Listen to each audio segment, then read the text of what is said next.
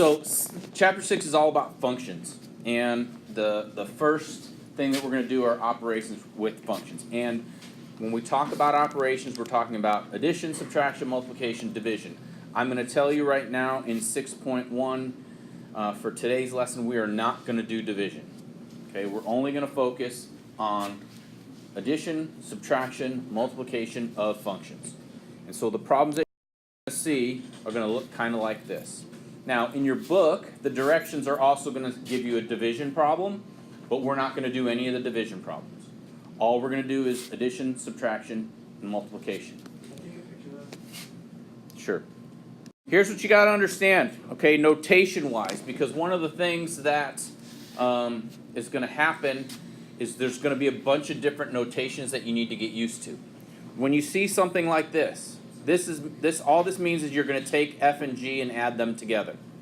When you see the notation like this, you're going to subtract g from f, and when you see something like this, you're going to multiply. Now, tomorrow we're going to talk about composite functions, and you're going to see a little open circle. That does not mean multiply, so make sure that it's a dot, a filled in dot. Okay, so we're going to multiply them together.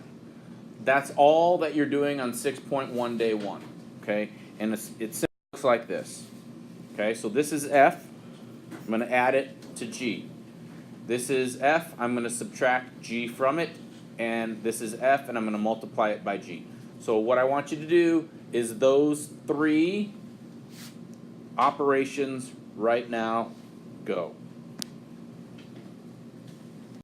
On this first one, there's nothing in front or behind the parentheses to multiply by in either case. So the reality is the parentheses aren't necessary. So I combine like terms. There's no other x squared term, so there'll be an x squared term. I've got 5x positive plus 3x, so that's going to give me 8x.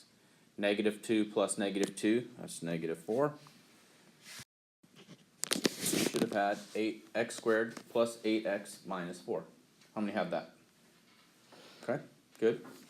Now, the only difference for 2 when you subtract is going to change this to minus and this to plus. So you'll have an x squared. You'll have 5x minus 3x, which is what? 2x. And minus 2 minus, or plus 2. Minus plus 0, so I don't even need it. So x squared plus 2x, no 0. Okay, how many had that? All right, so the last one, you're having to multiply 3 things times 2 things, and then there's a bunch of simplifying in there, okay, in like terms that I did not work for. So take a look and see if you got it right. And if you have a question about it, I will show you the work. How many had that one right? Okay. I told you 6 for 1 day 1 was easy. Okay? That's it.